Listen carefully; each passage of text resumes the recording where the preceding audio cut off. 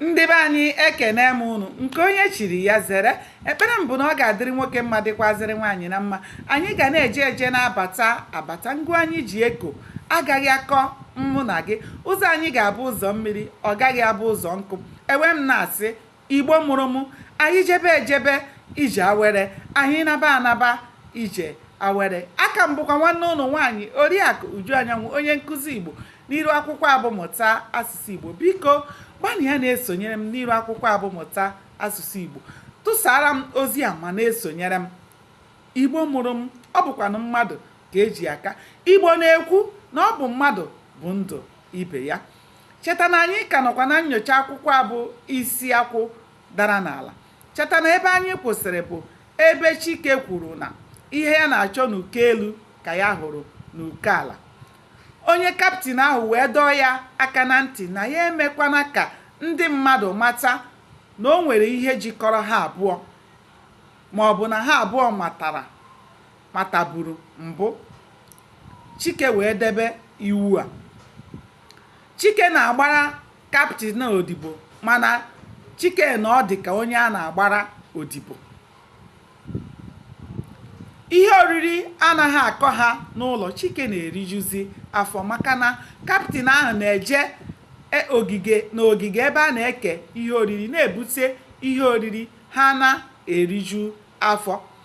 Ka ọnwa atọ gasịrị, Chike wee nara ọda n'aka kaptịn ahụ ka ya jee hụ nne ya na ụmụ ya, mara otu ha si wee nọrọ.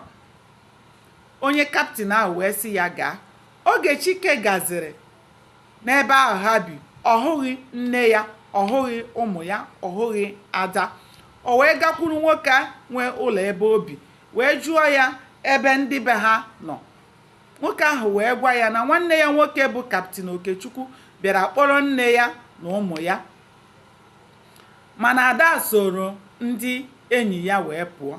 Mgbe Chike nụrụ nke a, obi aṅụrị kpaa ya. Ebe ọ bụ na nwanne ya nwoke bịara kpọrọ nne ya na ụmụ ya, na nke a pụtara na agụụ agakwaghị enye ha nsogbu, na ha ga na-eriju afọ ebe ọbụla ha nọ. O wee kwuo n'akụkụ nke Ada, ọ masị ya ya fewe efewe, ebe ọ masịrị ya ya tinye isi, na ya achọghị ịma, mana otu ihe ya ma bụ na akụ fegharịcha ọ dara awọ. Mana o nwere mgbe ya bụ akụ ga-efegharịcha dara awọ, awọ ahụ agaghị eri ya. Na ihe ya ma bụ na ihe ọbụla nwere mbido ga-akwụsịrịlarị, na ọgụ a ga-emesịa bie, na ọhịa ga-ajụrụ oyi, na ahịa ga-azụcha udene nwerekwa ọdụ. Na nke a bụ olileanya ya nwere n'otu ụbọchị na ya bụ ọgụ ga-abịa n'isi njedebe, onye ọbụla enwere onwe ya ma chọọ ụzọ ya. Ụmụnne m, aga m adọbiri ya ebe a. Cheta na-esonyere m ka anyị chọpụta ihe mere n'ime akwụkwọ abụ isi akwụ dara n'ala. Aka m bụkwa nwanne ụlọ nwaanyị Oriakụ Uju Anyanwụ, onye nkụzi Igbo. Ndewonu, ka o mesịa.